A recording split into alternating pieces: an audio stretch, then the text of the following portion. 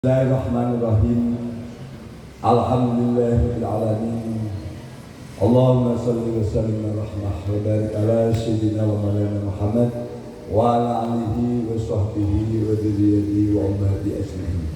Assalamualaikum warahmatullahi wabarakatuh. Waalaikumsalam warahmatullahi wabarakatuh. Rabbi zidni ilma warzuqni fahma. Rabbi shrah li sadri wa yassir li amri wahlul 'uqdatam min lisani yafqahu qawli.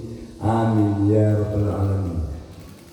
Pada hari ini tanggal 22 Ramadan ya, 1444 Hijriah. Jadi malam tanggal 22.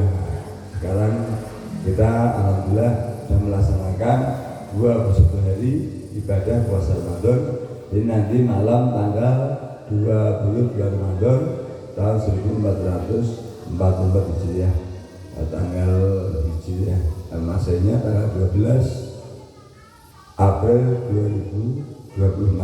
Nah, jadi kita menginjak pada malam 10 hari terakhir sudah. Jadi kita sudah masuk malam 10 hari terakhir. Jadi ini kesempatan kita untuk menghadang atau untuk menjemput malam Lailatul Qadar. Jadi jangan sampai kita sia-siakan. Kan Ramadan dibagi 3 tahapan. 10 malam pertama itu malam rahmat. Malam rahmat Allah sangat besar. Dibuka semua pintu rahmat dan ditutup semua pintu azab itu pada bulan Ramadan, terutama pada 10 hari pertama. Kemudian setelah itu 10 hari kedua malam maghfirah, ampunan, mohon ampun kepada Allah Subhanahu wa taala. Allah membuka semua pintu ampunan. Siapa yang mohon ampun pasti diampuni Allah, kecuali dosa yang tidak diampuni. Apa? Satu ini ada. Satu, mensekutukan Allah Subhanahu wa taala. Itu tidak bisa diampuni. Nah, di antaranya yang paling nampak itu bukan menyembah berhala, itu jelas nggak mungkin ya. Pergi ke dukun, mempercayai benda-benda pusaka, ada kekuatannya, ini musyrik. Nah, yang praktek tanpa sadari pergi ke dukun, ini paling berbahaya. Kemudian berani atau durhaka kepada orang tua, ini sama berbahaya. Ya, jadi kembali ke dukun lagi, kita merasakan ini praktek yang paling sering terjadi di kehidupan masyarakat. Contoh, barang kita hilang, mempertanyakan kepada kiai atau dukun, itu kita 40 hari tidak terima amalnya. Itu sudah musyrik. Jadi jangan main-main. Kenapa? Sekarang saya tanya, ada nggak yang pergi ke dukun selesai masalahnya? Tidak ada satupun. Itu terbukti nggak ada. Contoh, barangnya hilang, pergi ke dukun, barangnya jadi ketemu, tidak ada, omong kosong. Nah, sama dengan pergi ke polisi. Jadi barang hilang pergi ke dukun, yang ada fitnah. Nah, pergi ke polisi sama. Barang hilang pergi ke polisi, dapat laporan capek di BAP sama bayar minimal 500.000. Itu pergi ke polisi. Dan setelah itu malah ruwet, diminta uang terus, itu pergi ke polisi. Ini nyata. Pengalaman saya begitu, pergi ke polisi. Berapa kali kehilangan, berapa pernah ketemu, yang ada keluar uang. Nah, ke dukun sama itu semua orang yang nggak baca pas sederhana itu, kalau barang hilang kata-kata pengen cari puas, pergi ke dukun. Itu hampir semuanya yang muncul fitnah yang baru. Jangan sekali-kali. Dan kemudian dosa berikutnya memutuskan hubungan persaudaraan. Jadi memutus silaturahim. Makanya jangan sampai kita merusak silaturahim. Makanya sama saudara ini harus aku rukun. Kemudian minum khamr. Jadi minum khamr itu apa? Segala sesuatu yang memabukkan itu khamr.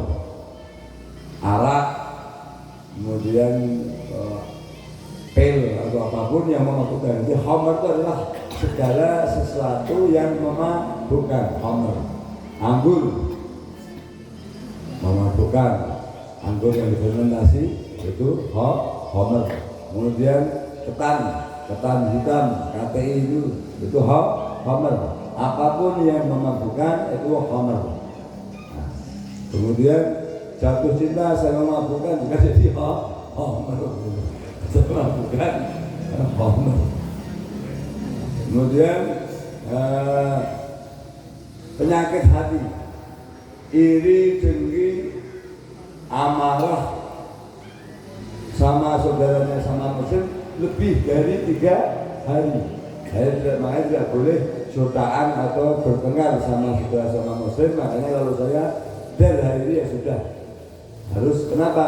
Kalau kita selama lebih dari 3 hari kita bermusuhan sama saudara sesama muslim, maka amalan kita tidak diterima oleh amalan baik kita. Kalau amalan buruk pasti dibalas. Karena amalan baik kita tidak diterima oleh Allah Subhanahu wa Ta'ala. Jadi jangan sampai kita bertengkar. Manusia biasa yang namanya apa itu ada perbedaan apa permasalahan namanya kehidupan, piring sama sendok itu ya pasti. Gelas sama tutup gelas ya pasti ada. Tapi yang penting gaya kesatuan aja dan selesai sudah. Itu daripada itu jangan sampai kita di 10 hari terakhir ini kita menyelesaikan apa amalan apa yang kita laksanakan. Sholat malam, di antaranya tarawih. Makanya harusnya kalau 10 hari terakhir itu lebih rajin, masjid ini lebih penuh. Nah, tapi rata-rata 10 hari terakhir malah lebih kosong, itu rugi. Jadi kalau nggak mau masuk di awal aja. Kenapa? Karena paling penting 10 hari terakhir ini. Kenapa? Insya Allah malam Lailatul Qadar. Jadi ketika malam Lailatul Qadar ini kan saya bacakan Al-Quran ini. Besok saya bacakan lagi. Bismillahirrahmanirrahim. Inna anzalnahu fi Lailatul Qadar. Wa ma adraka ma Lailatul Qadar. Lailatul Qadri khairun min alfi syahr. Tanazzalul malaikatu war-ruhu fiha bi'izni rabbihim min kulli amr. Salamun hiya hatta matla'il fajr. Inna anzalnahu, sesungguhnya telah diturunkan Al-Quran fi Lailatul Qadar, pada malam Lailatul Qadar. Wa ma adraka, dan apakah Lailatul Qadar, malam Lailatul Qadar itu? Lailatul Qadri khairun min alfi syahr, yaitu malam kemuliaan yang lebih bagus daripada 1000 bulan. Kalau dihitung 80 tahun. Jadi kalau kita mendapat Lailatul Qadar, insya Allah pasti masuk surga. Karena umur kita rata-rata tidak sampai 80 tahun, jarang. Kecuali bapak saya itu alhamdulillah sampai 85 lebih. Nah, tapi jarang kan 80 itu. Jadi kalau itu satu kan, jadi punya kalau kelebihan. Nah, kemudian tanazzal malaikatu. Jadi pada malam itu tanazzal malaikatu, turunlah para malaikat. Waruhu, dan roh Allah alam tidak perlu diterjemahkan, yang Maha tahu Allah. Fiha, pada malam itu. Bi'izni rabbihim, dengan izin Allah. Min kulli amr, untuk mengatur segala urusan. Jadi untuk mengatur segala urusan, segala ketetapan. Makanya inna anzalnahu fi Lailatul Qadar, malam ketetapan. Qadar kan malam ketetapan. Jadi kalau pengen juga nasibnya dunia dan akhirat, ya malam Lailatul Qadar. Tapi kalau saya punya pengalaman Bapak semuanya. Jadi pernah mendapat Lailatul Qadar rasanya, kalau tidak tahu pasti ya. Jadi pada saat SMA ya, SMA sama SMP. Karena kalau masih SMA sama SMP itu kan rajin ibadah, karena Jadi kalau masih SMP, masih SMA itu kalau nggak rajin ibadah, anak-anak itu lucu. Kenapa? Karena hajatnya masih banyak pada Allah Subhanahu Wa Taala, lainnya kan masih pada umur. Jadi saya itu kalau setiap malam lalu kotor saya sholat hajat.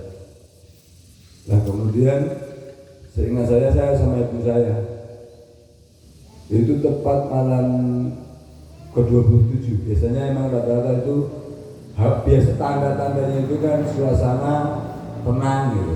Jadi angin sepoi-sepoi. Pokoknya tapi yang bisa merasakan jiwa. Tapi kalau secara alam itu terang benderang, tenang, damai gitu. Kemudian kalau ada angin ya semil sepoi-sepoi gitu. Hati kita sudah ada kemantapan bahwa ini malam Lailatul Qadar. Nah kemudian saya saat itu kan zaman dulu Eptanas itu evaluasi belajar tahap akhir nasional dulu ya. Nah itu zaman dulu kan saya pengen masuk itu SMA yang unggulan gitu, SMA 1 Salatiga, itu SMA paling bagus di Jawa Tengah. Nah kemudian didampingi ibu saya berdoa gitu. Ujian, alhamdulillah saya emang nggak terlalu pintar sebenarnya, jarang ranking gitu maksudnya. Karena agak nakal jadi rankingnya kurang bagus. Nah tapi kemudian tuh alhamdulillah saat itu ibu saya itu mimpi berharap kamu nanti 47, saya masih nggak sampai sekarang, 27 zaman dulu. Dan itu nyata, nem saya segitu, 47,7 dan masuk SMA 1 gampang karena nemnya minimal hanya cuma 42, jadi sisa 5 lebih. Itu pengalaman saya. Itu memang benar Allah mengabulkan. Nah setelah itu saya SMA, ibu saya masih hidup alhamdulillah, sudah mengibu saya lagi. Itu saya pengen terima UGM. Nah kemudian kejadiannya mirip lagi. Seingat saya sekitar tanggal malam 27 lagi. Suasana saya sekarang kalau undangan masih tahu gitu. Ibu saya mimpi lagi, nemahan kamu 54. Ya, teman dulu nem saya 54. Dan itu nyata, asli saya nggak bohong. Mimpi ibu saya itu benar. Nem saya 54 itu saya ulang ranking 3 se-Kota Madya. Jadi saya mohon maaf, ditanya kelasnya kota bukan di kampung. Kalau dulu kan Kota Madya. Itu bukan kabupaten, biarpun saya orang kabupaten, tapi sekolahnya saya di kota. Jadi sekota Madya saya ranking 3. Itu alhamdulillah pengen diterima UGM, ya saya tembus. Makanya saya sering menyampaikan ke anak-anak itu, masih muda, masih ini, lahirnya harapannya masih panjang. Kalau malam Lailatul Qadar ini, istilahnya di 10 malam terakhir ini beribadah yang baik. Ya tidak apa-apa, manusia itu punya hasrat. Berdoa tentang dunia juga tidak apa-apa. Kalau kita yang sudah tua, berdoalah untuk anak kita. Saya tadi bukan memamerkan, saya mencontohkan diri saya dan ibu saya. Ibu saya sebagai orang tua yang sudah tidak punya harapan untuk dirinya pribadi, tapi punya tujuan untuk anaknya. Masa kita sama anaknya aja tidak punya harapan yang positif, berarti kita orang egois. Wah kita saja yang sukses, anak kita jangan sampai. Ya, kemudian, kalau masih muda-muda gitu ya, memang masih muda, Allah membuka pintu rahmat pada malam Lailatul Qadar. Kita berdoa untuk anak kita. Kenapa? Karena segala ketetapan itu yang menentukan adalah Allah Subhanahu Wa Taala pada malam Lailatul Qadar. Ini kan bukan kata saya, kata Al-Qur'an. Pada malam itu itulah para malaikat dan ruh mengatur segala urusan dengan izin Allah. Salamun hiya hatta matla'il fajr. Selamatlah, kesejahteraanlah pada malam itu hatta matla'il fajr, sampai terbitnya fajar. Makanya disunahkan oleh Nabi Muhammad SAW pada 10 hari terakhir bulan Ramadan ini untuk apa? Untuk iktikaf. Iktikaf itu berdiam diri di masjid. Itu kalau zaman Nabi diuji sama semua istri-istri Nabi Muhammad sallallahu alaihi wasallam dan para sahabatnya Kanjeng Nabi. Kan mohon maaf kan tidak ada yang berbuat jahat di dalam masjid ya kan. Dijaga oleh Allah Subhanahu wa taala dan para malaikat itu pada tidak tidur semuanya beribadah. Ada yang baca Al-Qur'an, ada yang zikir, ada yang berdoa, ada yang memohon ampunan. Jadi malam Lailatul Qadar itu diisi dengan memakmurkan. Maka saya merendahkan kepada Pak Opik untuk mendidik tiap malam ganjil. Berarti dimulai besok Pak Opik saya dampingi untuk membiasakan diri. Pak Opik juga masih punya anak, mendidik anak-anak madrasah untuk membiasakan diri, membangun budaya yang baik, menyambut malam Lailatul Qadar. Jadi minimal sholat hajat kapanpun kalau malam itu hatta malam fajar. Jadi dari mulai pada maghrib sampai sebelum fajar itu semua doa pasti dikabulkan oleh Allah Subhanahu wa taala. Jadi Pak besok itu udah kehilangan satu malam 21. Jadi dengan malam 23, malam 25, malam 27, malam 29. Itu minimal pada malam ganjil tersebut itu. Jadi mendidik anak-anak, kasihan kita itu mengantarkan anak-anak ini biar sukses dunia dan akhirat. Karena insya Allah kalau orang mendapatkan manfaat itu pasti sukses dunia dan akhirat. Jadi kalau semua orang itu pasti ada salah dan dosa. Tapi oleh Allah kalau kita sudah mendapat manfaat masih akan dituntaskan. Kalau dari kesusahan kehidupan juga dituntaskan. Dari kejahatan kehidupan juga dituntaskan oleh Allah Subhanahu wa taala. Jadi itu kalau kita mendapatkan ini kalau saya bahas panjang hadisnya. Nanti baik setiap hari 10 hari terakhir ini saya mau ada kesempatan insya Allah saya sampaikan ilmu-ilmu yang demikian. Terima kasih, semoga bermanfaat. Jika ada kesalahan dari saya pribadi dan jika ada kebenaran dari Allah Subhanahu wa taala. Billahi taufiq hidayah. Wassalamualaikum warahmatullahi wabarakatuh.